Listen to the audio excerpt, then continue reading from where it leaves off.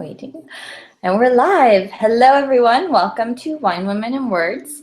I'm Michelle, and with me, of course, is Diana. And tonight, we have the author of The Undesirables, which has been our book of the month for May. We're in May.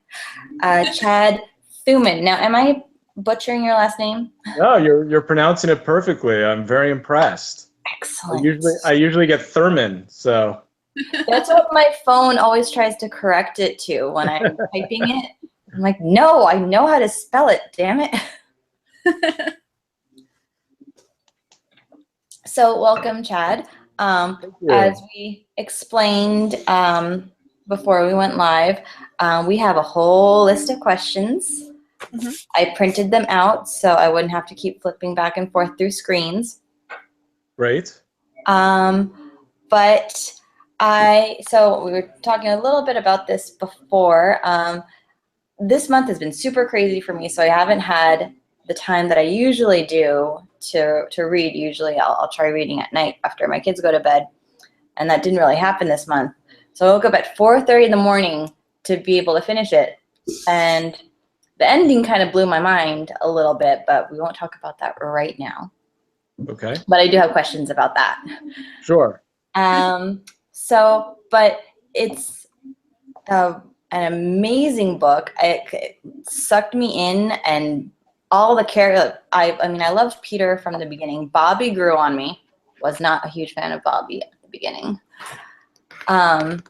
Well, I was about to interrupt and say, well, what about my favorite part of this podcast? But you telling me that you love the book is actually my new favorite part of the podcast. But I was going to ask, what are you guys drinking tonight?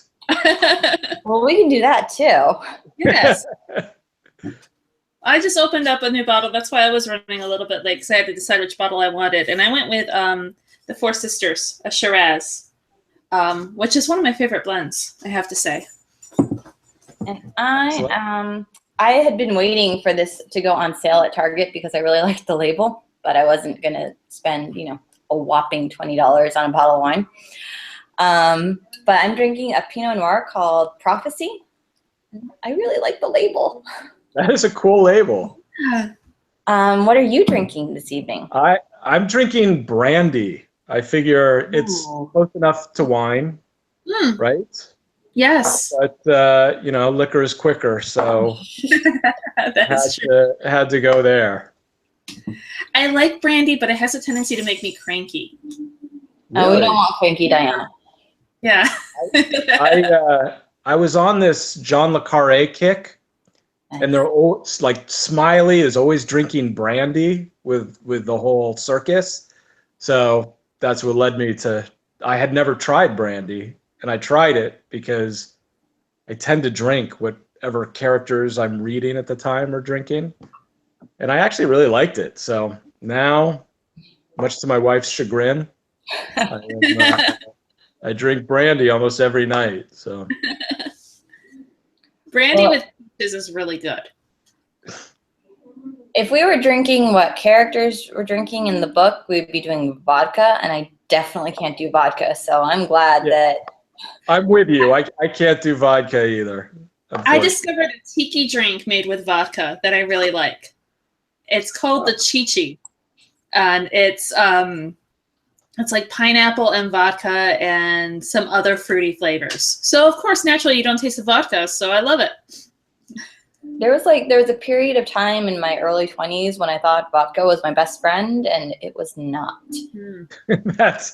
That is oddly similar to my story. There's a certain number of hangovers that you have when you start to realize I might need to change this. Yeah. Not that, I was a raging alcoholic or anything, but early 20s. That comes with the territory pretty much. So are you going to start with your first question, Michelle? Sure. I feel like I've already picked Chad's mind a lot because we did an interview on the blog, and then he was at the literary festival. So I'm letting you take the lead on a lot of these questions, and I'm just going to hop around. Hopefully this will be as fun as the literary festival. So. I hope so too. I do too, because I'm still very sad that I couldn't be there. So, well, we checked question number 1 off the list, which was, what are you drinking? It's really one of the most important questions of the show. Oh, yes. But what I thought was really interesting is just the whole premise of your book and it being set in Russia during World War II. I haven't, most of the World War II historical fiction novels that I've read are, set in France or, in Hawaii, post Pearl Harbor. This is really one of the first books that I've come across that are set in Russia. And what made you focus your novel in that area? Well, when I was at grad school, I wasn't studying World War II or Russia or anything like that. I was studying colonial Latin America, of all things. But I saw this movie called Smoke, right? I'm sure you've probably heard of it, with, I think, Harvey Keitel in it. And he tells us one story about this writer in Leningrad who, had his sort of life's work that he was working on when the siege happened and he was trapped in Leningrad. And he ended up smoking his life's work, basically tearing out the pages and using them as rolling papers, right? So being an aspiring writer at the time, that really fascinated me. Like, oh my God, what could, first of all, is this story true? And what could possibly motivate someone to take their life's work, their masterpiece, and smoke it, apart from hardcore nicotine addiction, which is really fairly obvious.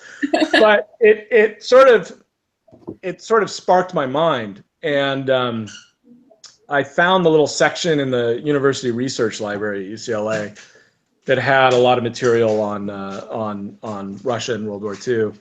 And oddly, I didn't find anything particularly on Leningrad, but I found this little book of short propaganda pieces that were published by the Pravda newspaper, the sort of propaganda mouthpiece of the Soviet Union at the time, about Stalingrad. And I mean, they just absolutely fascinated me, because they were sort of like, how do I describe them? They were like, oh, normally, Ivan was a man of peace, a simple arithmetic teacher, in the far east of Siberia. But when the German fascists came and tried to take away his country, he picked up a rifle and went to Stalingrad. Like, those were kind of the introductions, but then they led into these true stories of what these, very ordinary people were doing in these horrific circumstances. So that book sort of made me fascinated about Russia in general during World War II. And so I began to research it more and more. And I had this idea for what was really a short story in my mind at the time, that would take place in Leningrad, that I felt like was sort of exploring this theme of sort of romanticism and artistry versus, practical survival, which was essentially the first chapter, or the first two Karen chapters in what eventually became the novel. But I didn't really have anything else. And slowly, because I'm an old man, later, some of these— I saw the eyebrow, Diana. Yeah. These, a lot of the old, like, KGB files started to become declassified with the fall of the Soviet Union. And, I'm sure that they were available much more readily to serious historians and scholars, but I didn't really catch on to them so much until sort of, long after the new millennium, and slowly started to find out that some more information about what was going on in Leningrad was coming out and was reaching sort of the public sphere of knowledge. And it rekindled my interest in the story. And so, that combined with the original theme that I still felt was very strong, as well as what I felt everything that I've learned about writing and storytelling since then, led me to really have a desire to write this book and sit down and actually do it. So ultimately, it came from a fascination of how terrible the war was, and for Eastern Europeans in general, and a sort of realization in my mind that there was a disconnect between the way I, as an American, thought about World War II and conceived of it, and what was really happening in Eastern Europe, where it was such an unbelievably cataclysmic event, if that makes sense. That's one of the things I was talking to my mom about the book is, I mean, I'm not a huge history buff, but everything that I was kind of led to, or taught about Russia and the war, it was basically Germany lost because they underestimated the Russian winters, and they, weren't prepared for the two-front war. And it never really occurred to me how close Russia came to losing the war. Yeah, and that's another thing that fascinated me about the war in general, which is, again, as an American growing up here, learning, and I loved war movies when I was a kid, and I still do, so I've seen a ton of both historical and propaganda and everything in between, and have loved it all. But because everything that I've come across has been written or created post-war, post-victory, it's kind of hard sometimes to put yourself in the mindset of somebody who, in 1941, even in America, victory wasn't necessarily a foregone conclusion. And that was a pretty dangerous endeavor to set out upon. And I think you kind of have to have that mentality to hopefully understand, for example, why America was so reluctant to get into the war in the first place, or at least why, the public was. And certainly, Russia, they were, as you point out, very close to losing the war. Their various places speculate on Stalin being suicidal that first winter. Really? And I've never heard that. And it's such a fascinating story. And that's why I think World War II historical fiction has been so popular, is that there's so many stories that need to be told that haven't been told, like this story. I think that was the thing that fascinated me the most when I first read it, was just what was happening in Leningrad during that time, because we never heard about this. Russia was always, perceived to be this powerhouse, at least, and that's how we were raised to think of it. And yeah, it's such a fascinating story. And one of the things that I love that the book itself touches on is just the common people, the everyday person that rises to their situations. Like Bobby's journey, as Michelle pointed out earlier. She didn't care for Bobby in the beginning, and I don't think many of us really do. I think the only one that really comes off as being the most likable right from the get-go is Peter. And the other two, they're just so childish in the beginning. Well, and they are children, Yeah, so that is true. very American children. Although, you know, I think Karen is somebody who, she's a child, but she's also someone who has had a little bit of her childhood taken from her, partially due to her extraordinary talent, and I think is intentionally childish as a result. But yeah, absolutely. And now the composer, I was trying to find his name earlier and I can't remember his name. I know it starts with an S. Yeah, Shostakovich.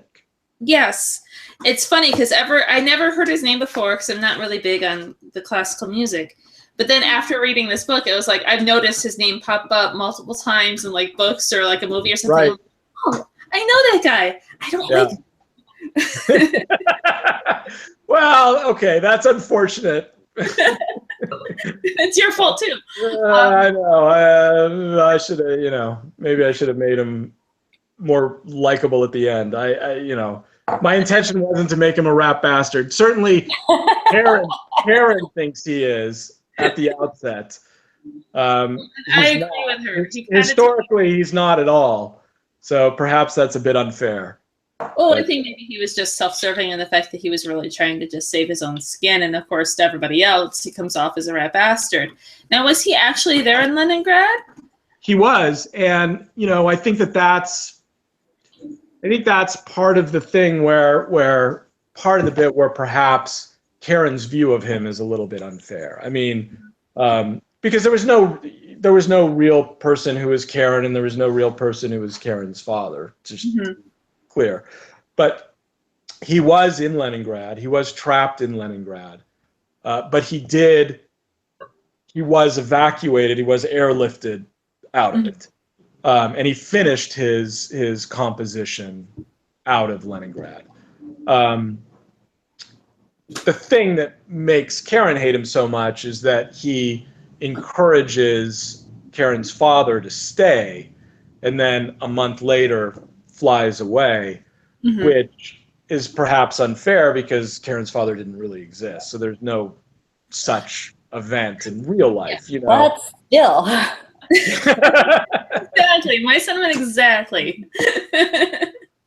Well, I don't really blame him because, I think anyone who would have had the opportunity to get out would have, Yes. It was Karen's dad that I was very eager to reach into the book and smack him around a little bit. Yeah, I would agree with that. Yeah.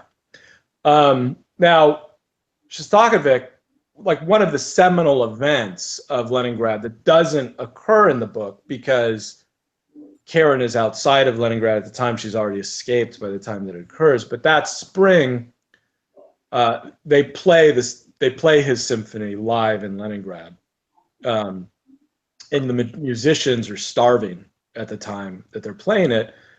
But they have all of the pub. I think I describe it in the book that they have these public address speakers strung up throughout the city so that, when the city officials need to make some sort of declaration or when there's an air raid or anything of that sort, they can warn the citizenry or tell them or give them propaganda about what's going on, which usually is lies.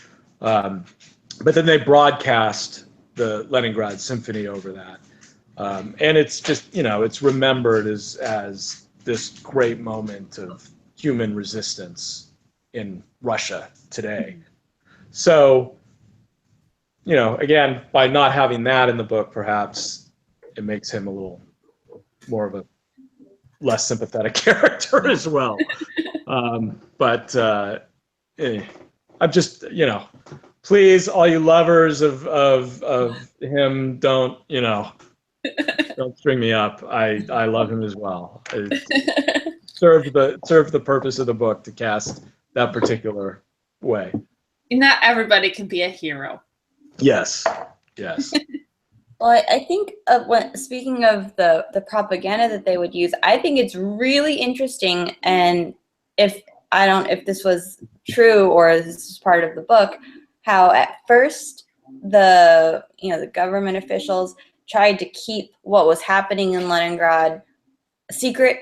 And so the news couldn't get out that the citizens, people were trapped and they were starving and they weren't allowed to leave. And then at the end, they kind of flipped it and turned them into martyrs for Russia. I'm glad that you found that interesting, because I found that equally fascinating. And I'm working on the sequel right now, which takes place in Stalingrad, and it is. Hold on. Okay.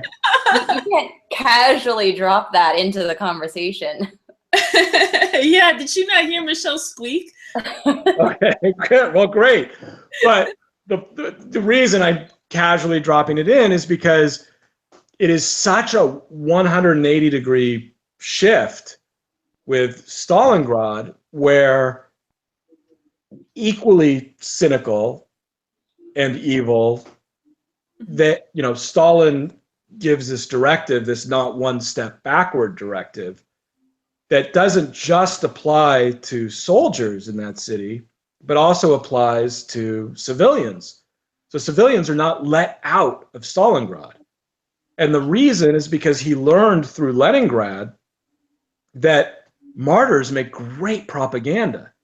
Mm-hmm. So the more civilians that were put in danger in Stalingrad, the better, the more people would rise up and hate the German invaders. So it is a fascinating, like, oh my gosh, we can't let anyone know how bad it is in Leningrad because they'll immediately surrender, to, oh, actually, that was the wrong policy entirely.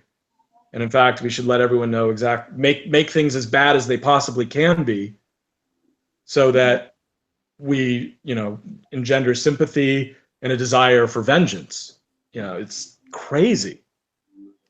So now with this sequel, are we getting Bobby back too, or is it just going to be Peter and Karen? I'm curious. Yeah, Bobby is a big part of it. Yeah. Oh, okay. Good to know. And Jack and Belle. I love Jack. Yeah. Jack was probably Duck and Jack. Now I know Diana kind of like badgered you about Duck before you really knew who she was, and she was just like this crazy person on Twitter. Well, we just started talking about the literary festival, and then all of a sudden he's getting these messages from me going, "You better not kill Duck. This better not be happening right now." So he's probably thinking, who is this crazy person? What did I sign up for? Well, obvious spoilers here, but Duck is not coming back in the sequel, sadly. So he's the one character. I felt like to bring him, there was a way that I could figure out how to bring him back, but I felt that was, I don't know, I like Duck too much. That's a happy ending. Yeah, exactly. I didn't want to. Everyone deserves a happy ending. Yeah. So we're obviously there at the point of the book. So if you really don't want to know what happens, like, stop watching or don't listen for a little while. Mm-hmm. But I text Diana maybe on Wednesday, and I said, she's gonna pick Bobby, isn't she? and then before she could reply, it was Wednesday morning at like 6:00 in the morning.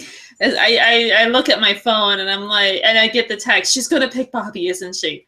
The first immediate, oh my God, nothing else is important right now. And then before she could reply, I said, I say this because they never pick the one I want them to pick.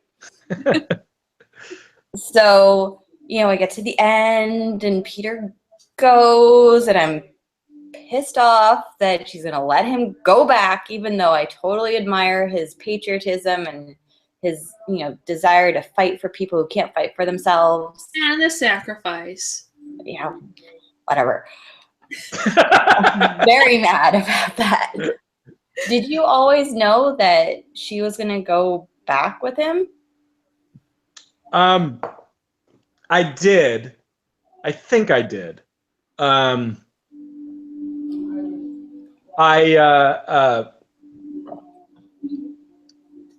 I think that I left the option in the back of my mind open for her to go back with Bobby, but I think thematically, I think it was important for me thematically that she go back with Peter because, or Petters, I guess how you pronounce it, but she thematically, her arc is one where everything that she does at the beginning of the book is about survival and about practicality. And that's one of the things that I admire so much about her at the beginning of the book.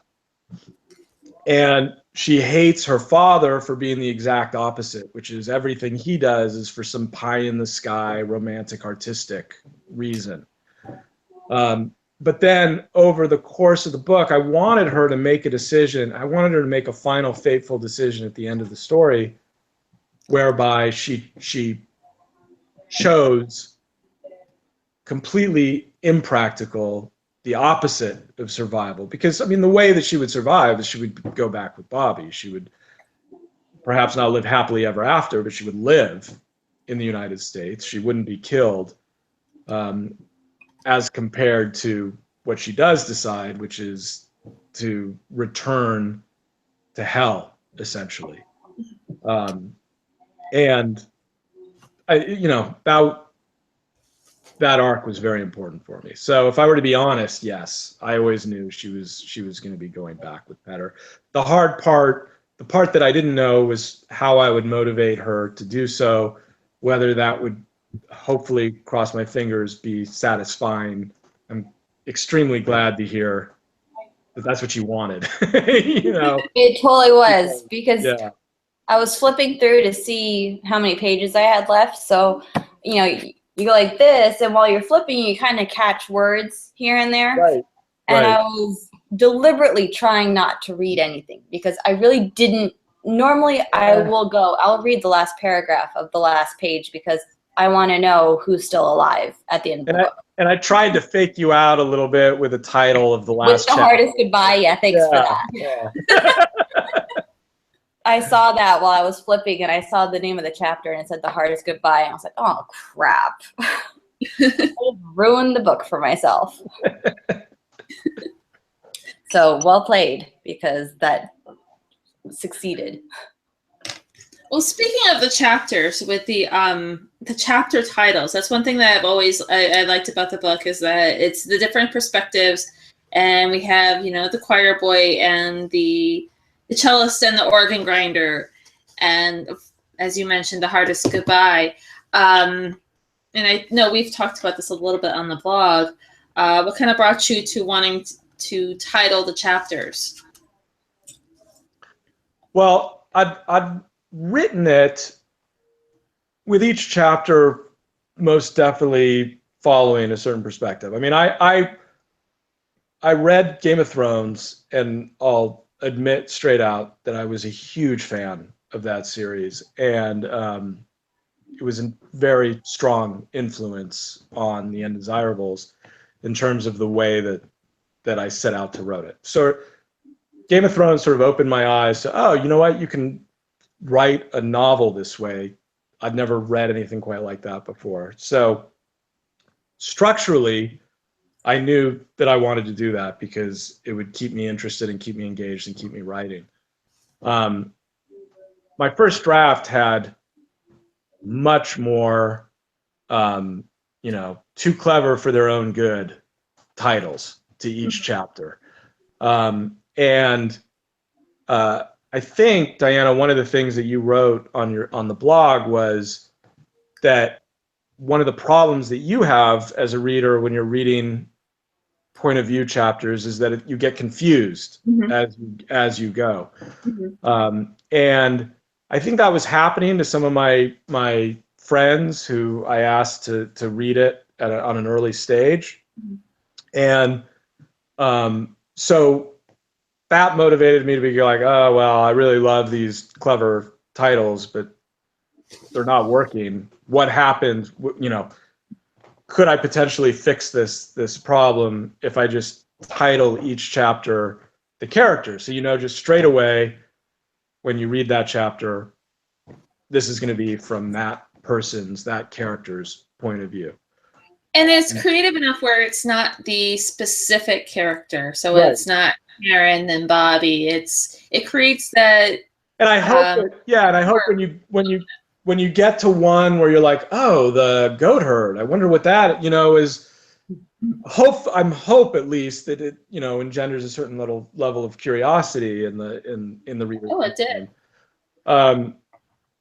But yeah, I mean, but ultimately, yes, I appreciate you saying that you still found the chapter headings cool. Mm-hmm. But ultimately it was really, I came to that conclusion that you came to on your blog much later than you did. But fortunately I came to it. But fortunately before you published, you came to it, yes. Yeah, exactly. Exactly. And as far as Duck is concerned, I was going to just bring up Duck because we need to talk about Duck for a little bit. Was Russia really drafting dogs and training them as mine dogs? Yes, they were. And sort of the traditional point of view about them is the one that I wrote in the book. That's sort of the mythology of them, that it was sort of a typical early Russian military boondoggle, that they were completely ineffective, that the reason they were ineffective is because they were trained on Russian tanks, obviously, because if you're training the dogs, you've got your own tanks that you have to train them on. And Russian tanks run on diesel fuel, whereas the German tanks run on petrol. So they smell different to the dog. So when they used them, the dogs didn't act the way that they were supposed to and just, didn't kill any tanks. So that was sort of the mythology behind them. But while I was working on the book, I read, I wish I remembered the name of it. I can look it up afterwards, and if anyone's interested, I'd email it to you guys. Maybe you can put it in the show notes or something. But I read a German soldier's memoir or diary. It was really a journal or a diary, that letters that he was sending back to his wife. He wasn't on the Northern Front, he was on the Southern Front. And I found him fascinating, and he really helped me write, like, for example, the goat herd's character.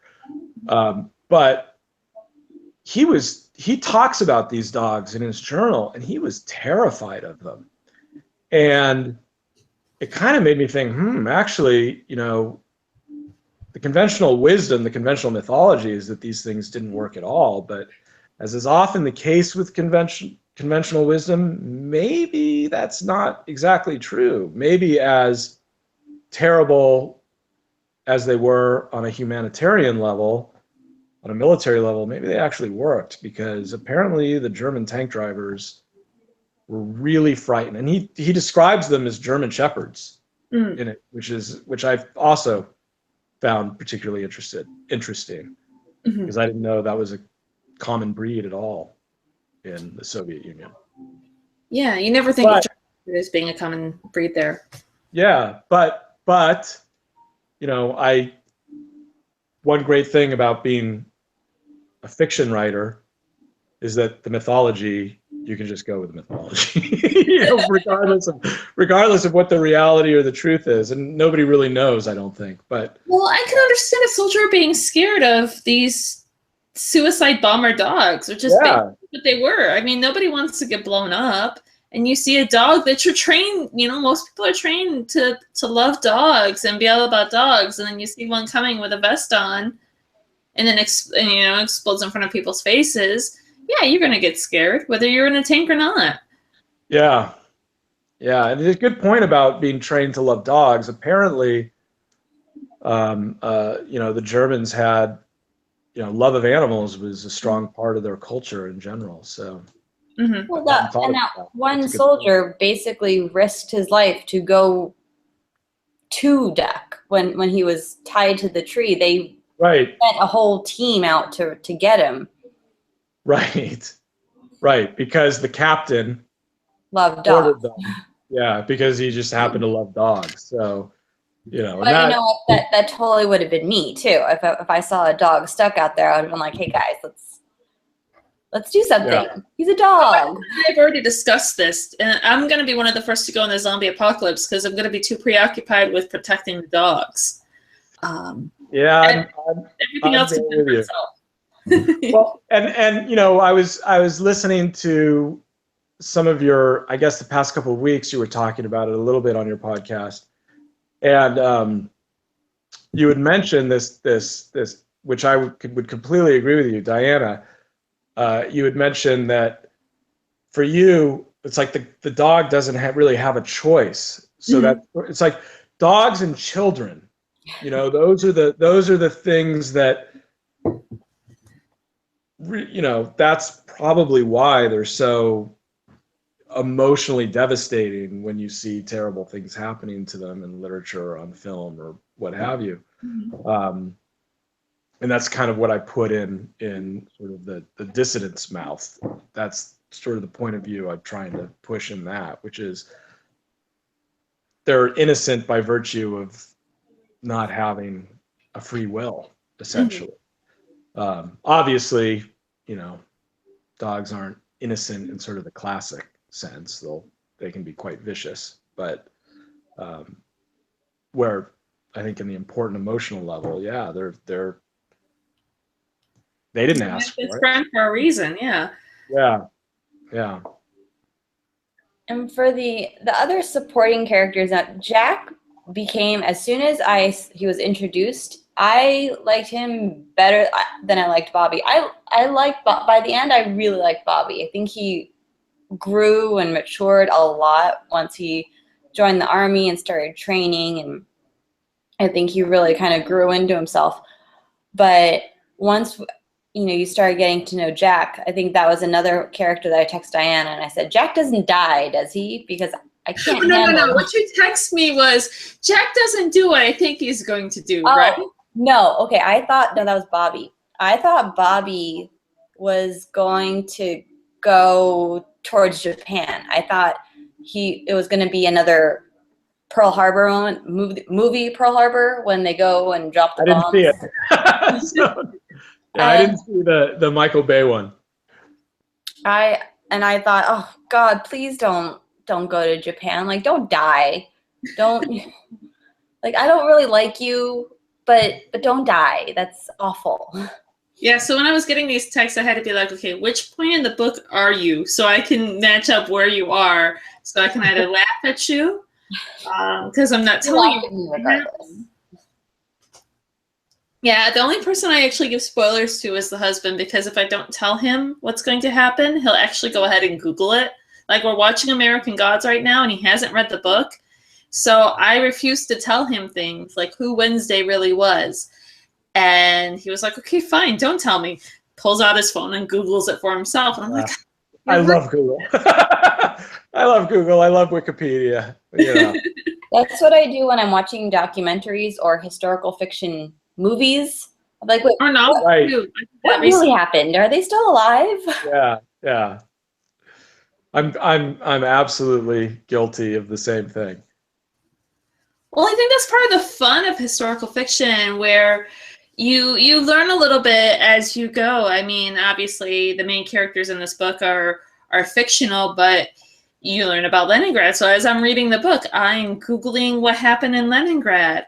And I'm learning, okay, this is what actually happened there. So you're learning a little bit as you go, because it's, you know, sparking that curiosity. And so for when you were getting close to the end, and you knew, obviously, that Bobby had to find Karen, otherwise the story couldn't go on, how did you work out that they were gonna find each other? Because I read the scene where he sees her and he's at the dinner and he goes backstage, and I'm sitting here at 5 o'clock in the morning, and my mom comes down and she's sitting next to me on her phone, and I read it and I'm like, oh shit, Like what? Well, I'm like, something bad just happened, Mom. Don't. I knew that it was going to be a one of those summits, and like I had the basic premise of it laid out. I knew that, you know, before I set out to write the book, I knew that Bobby, or rather before I set out to expand it beyond just the first chapter, I knew that there was I knew about the Trans-Siberian, or the Alaska-Siberian ferry route. I knew that was a potential way to get an American into Russia and to get an American out of Russia. And I knew that these summits were occasionally occurring between American officials and Soviet officials in Siberia. So I had an idea that was ultimately how they were going to meet, and how Karen was going to be offered a way to escape Russia. But there's a big difference between knowing that sort of general skeleton outline and then knowing exactly how the timing would work out and how the motivations would work out that would allow them to meet in this very coincidental manner at the same place at the same time. And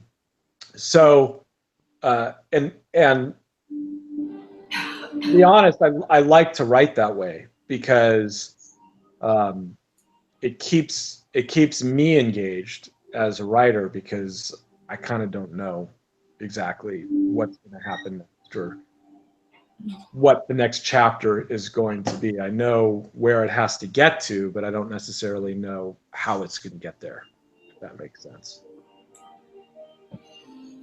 Well, that was a really hard moment to read, because at that point you're really invested in Karen, or at least I was. You're really invested in Karen and Peter, and you know, and he's how old was he? He wasn't that much older than Karen. He was what, 19? Yeah, Peter's 19. So when Bobby and Karen first meet, Karen's 15, and I think Bobby's 17, because he's sort of this boy genius who goes to college early. And then he graduates college at 19, and or maybe 18. I think it's 18. And then Petter is 19 when he's drafted. So then, but of course that's 2 years later. So Karen's 17 over the course of the book, and Petter's 19, and I think Bobby's 18 at that point. Although Bobby, I may be misremembering. Bobby may be 19. Bobby's either 18 or 19. So Petter and Bobby are about the same age, but they just have a completely different outlook on life and experience. Yeah, there's something more of a maturity with Petter as opposed to Bobby. I mean, you really see that in the cultural differences where, I mean, Petter, I kept thinking he was in his early to mid 20s, even though, as you said, he's 19, just because of what he's been through. Yeah, and that's another thing that fascinated me is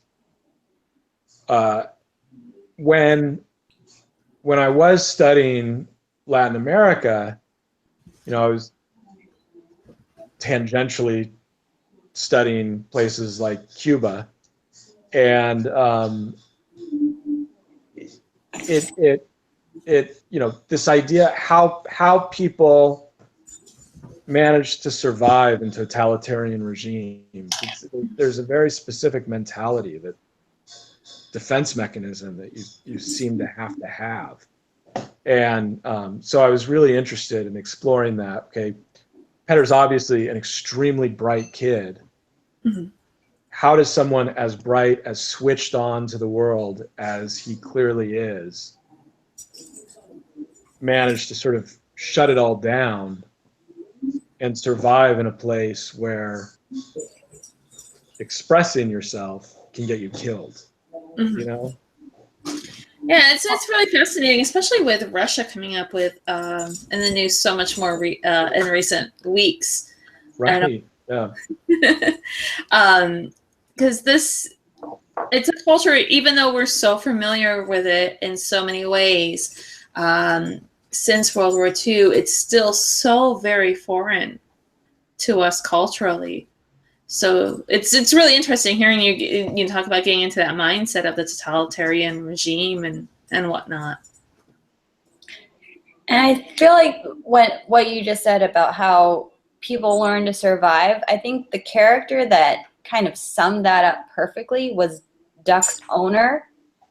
Yeah. Like, he figured it out. He knew that he couldn't make waves, and he just kind of like kept his head down and did his job, but he knew what was going on. Yeah, and he was a really important character for me as well, because I felt like there had to be someone in the book who demonstrated what was, I hate to use this word, but what was positive about totalitarian Russia. You know, I mean, this is a character who could never have achieved what he achieved under the czars because he was a peasant. Mhm. And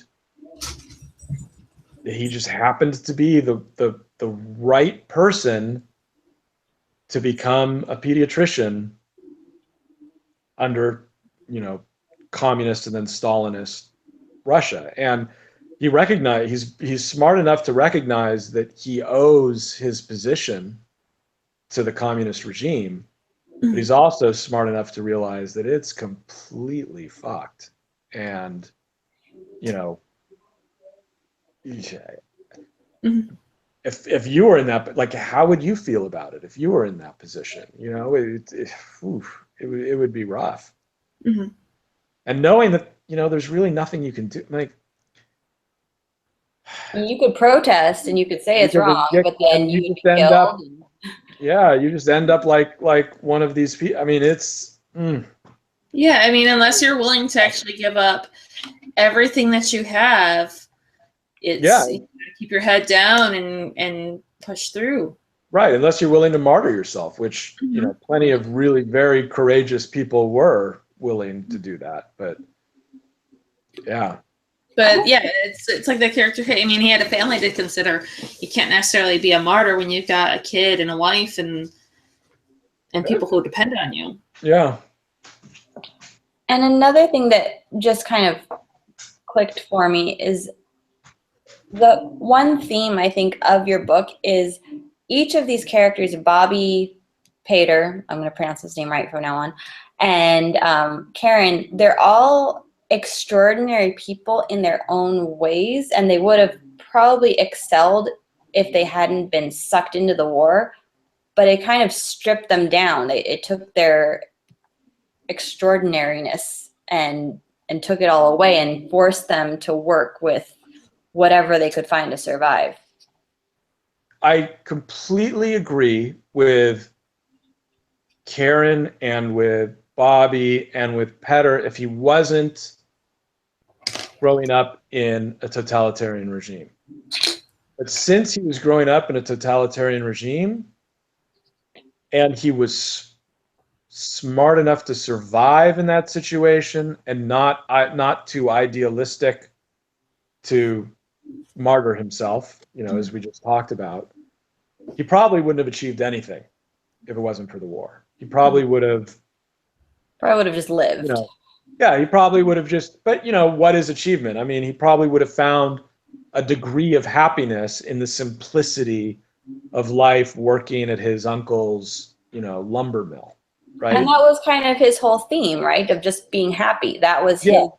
Like that would, like, that's a very sort of like, wow, like almost, you know, Buddhist philosophy that he has come to, but it's also sort of a survival mechanism for him, growing up the way that he did. Don't worry about things outside of your control. Just try to be happy with what you can control, which isn't a whole hell of a lot in Stalinist Russia. But because of the war, he actually finds himself in this bizarre position where he discovers that he has this skill that he's actually really quite ashamed of killing people, that he never would have discovered if there had never been any sort of war, and he would have grown to old age and died and never killed anyone in his entire life, and he would have been much happier had that occurred. But he comes to discover that he's actually kind of turned on by it in a very shameful way. And that's something working. I've been blessed to be able to work in a profession that has allowed me as well to meet people that I never would have met in my everyday life otherwise. People who are military heroes or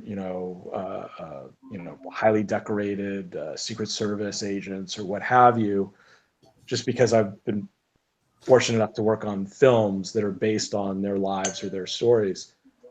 So I've had the opportunity to talk to people with very interesting, unique experiences, and this experience of someone discovering that they like to fight and like to kill is something that has always hit like in the back of my mind. It's like, ooh, that's kind of fascinating. And it probably goes back to what I was describing as one of the things that influenced me at the beginning in the first place, which was this book of propaganda pieces. I mean, in a lot of ways, those were the themes of those little articles from Pravda, was all these very simple people who, when you break it down, become soldiers and actually discover they're really fucking good at it. And I like how that had an effect on Karen too. And in fact, one of the areas that I highlighted in the book, because there are multiple passages in the book that I highlighted and marked. But the one paragraph where, because in the book, she asks people, what makes you happy? And basically, I think I might be paraphrasing, I might be getting the specific question wrong. And I love how she comes to a realization where she's like, she asks a lot of people that question, or what they wanted, I should say. And she always thought of it as a trick to get to know someone, a way to move beyond small talk. But now she was realizing that wasn't her fascination with the question at all. She realized that she asked because she was truly curious. She wanted to know what others wanted because she wasn't sure herself. And and then her realization, I think, right there, I mean, not only does that have an effect on her in general, but it has an effect where I think in those two paragraphs, because then she goes on to talk about what she doesn't want. I think that's really where you see her grow up, and the light switch happens where she goes from childlike Karen to more adult Karen. Yeah, I would agree with that. I mean, I think that I'm glad that you point out that, because to me that is central to her transformation over the course of the novel. And it doesn't necessarily take her to sort of a traditional happy place. It doesn't take her to a place where she finds joy in sort of traditional American values at all. Well, they are the undesirables, so I don't expect them to have from the title right there. They're not going to have truly happy endings. But she does have a chance for that. I mean, she does have a chance to sort of become the typical happy American wife, so to speak, of 1940s wife, right? And she rejects it. not out of some desire for, social revolution, but in a sort of, first of all, because of her love for Petter, and there is a larger altruistic purpose to it, because she does want to do what she can to try and save Russia, and then by extension America. But also there's a level of nihilism to it as well, where both she and Petter come to discover, like, she's been working her whole life, or not her whole life, but the beginning of the novel, working so hard to save her life. And what you just quoted is her first step in reaching her conclusion later in the book, where she begins to realize, well, why am I working so hard to save myself? What is so special about me as compared to all of these other people who are dying all around me on a constant basis? Why is it so important that I survive as compared to try to help who I can when I can, and if I die, so be it. That's in a way, that's a very freeing thought for her. It is, yeah. But it's also a very, it's like, I don't want to be that character. I don't want to be Karen. I admire her, but I certainly don't want to be her, Yeah, and in a lot of ways, I think that's a very common, when somebody becomes a soldier, that's kind of the thought process that they have to go through, is, why am I so special? One of the future books, once I get this one actually edited and published, the next book, talking about really focusing on the soldiers, it's World War II era for the next one as well. And excellent. Yeah, I'm actually going to be dealing with the Italian Americans. Oh, cool! That's yeah, a great story. Great. It is, yes. And I had some conversations with my husband about this concept. Like, I actually sat down with him and I was like, all right, before you went out to, because he went to Afghanistan and to Iraq, I was like, all right, what was it like for you before you went? Well, what were the conversations? What was your last minute conversations? What's that talking? It was a lot like what you were saying with, why am I so special compared to everybody else? It's that train of thought that you have to get into. And now your book, is it considered young adult technically, or no? It is not considered young adult. Okay. To be honest, there was some discussion with the publisher as to whether to market it young adult or not. The choice was made not to. It was they felt that it was that the themes were more adult than young adult, even though it was about younger kids. And just to, I've got a comment on the Italian American World War II comment, because have you seen the Ken Burns documentary on World War II? Yes, I want to say yes. There's one real person in there that he talks about, who, and maybe I'm coming out of left field. Maybe it wasn't an Italian American, but I could have sworn it was an Italian American kid who was drafted and sent to Italy and fighting in the Italian campaign. And, Ken Burns, one of the things that's great about him is, or one of the things he's famous for, is all these letters that he uses as part of his documentary. So he has all these letters that this kid wrote home to his Italian American family.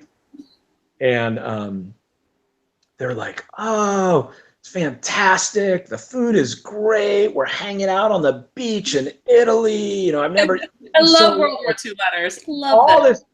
All this, like, oh, things are fantastic, Mom. You wouldn't believe it. You wish you were here, but with me. That kind of a letter that he's writing home, and he's writing letter after letter after letter. And the point that Ken Burns makes, or that the narrator makes, I guess, is he starts to hit each of the places that this kid was stationed. and was sent to. And they were the most hellish nightmare places in Italy that anyone could have, and he was sent to them like one after another. And ultimately he was killed. And the clear point was this kid was going through hell.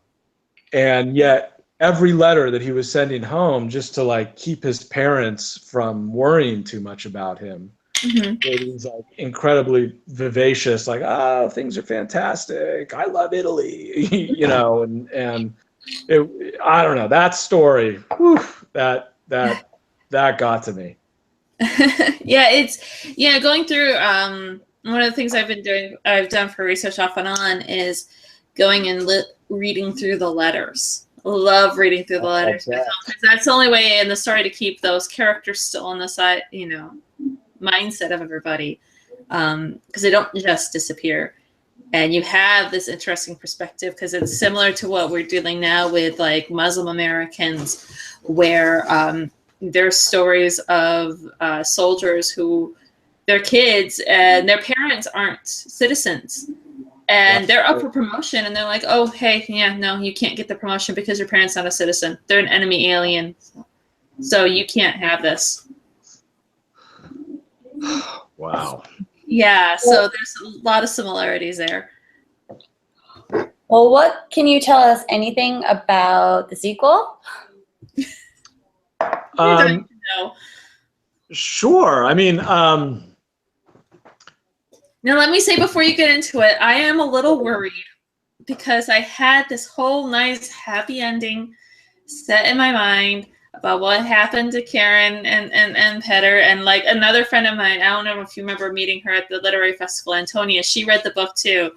And she and I had a full discussion about what we thought was going to happen to them, because we know what happens in Stalingrad. So I am worried. I'm just going to I'm leaving that out there. Well, I will say that I have been shocked to discover that there are people who there were Soviets who survived from 1941 to 1945 in the military and fought the entire way through. I honestly, I thought that would have been completely impossible.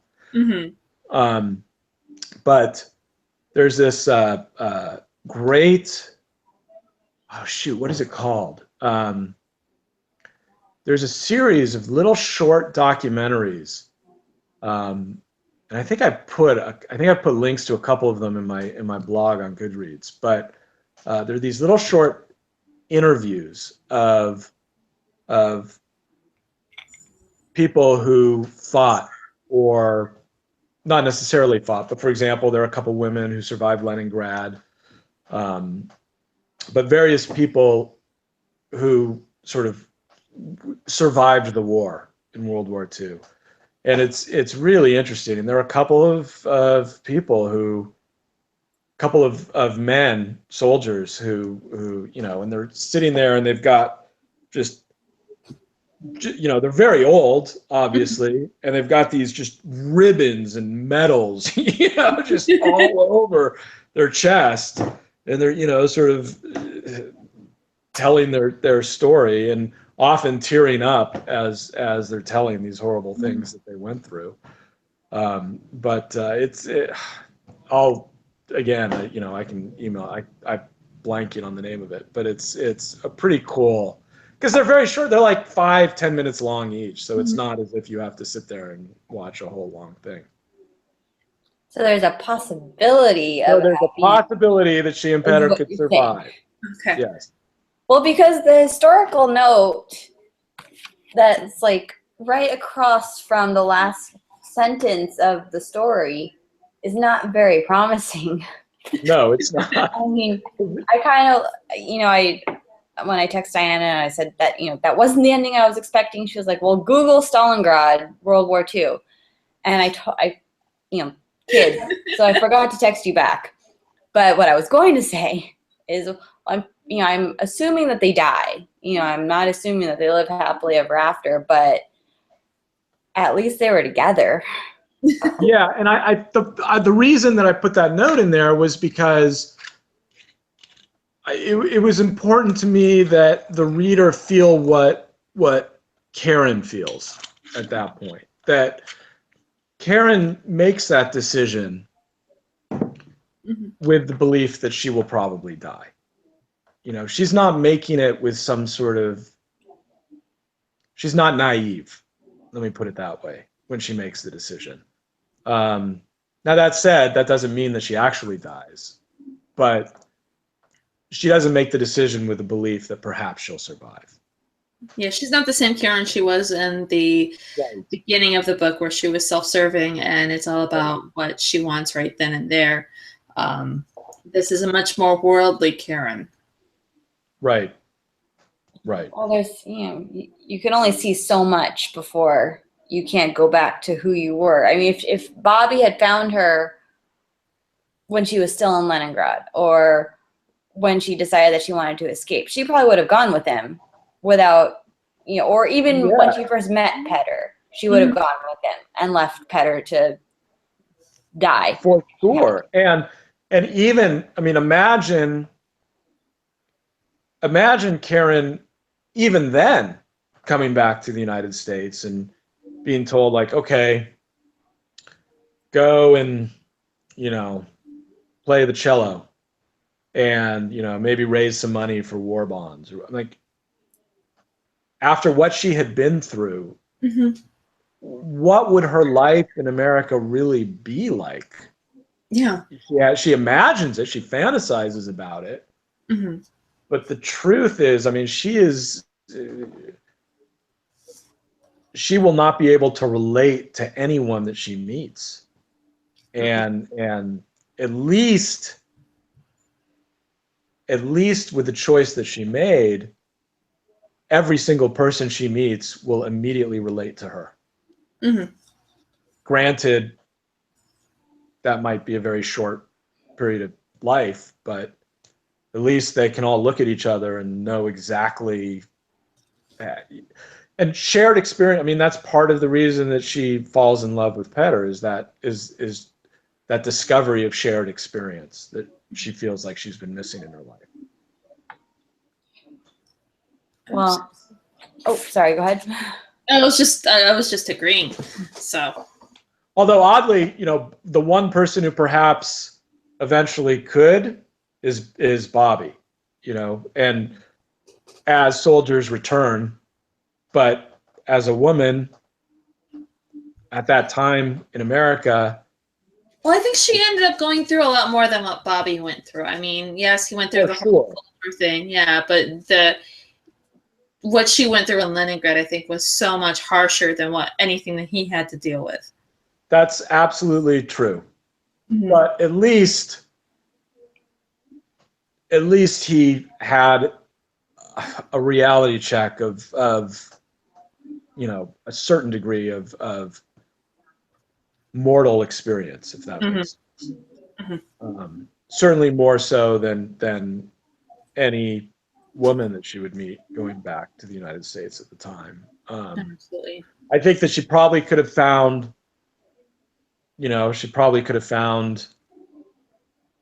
satisfaction working with the OSS, but for various reasons that will also become apparent in the sequel, that ain't exactly a picnic either.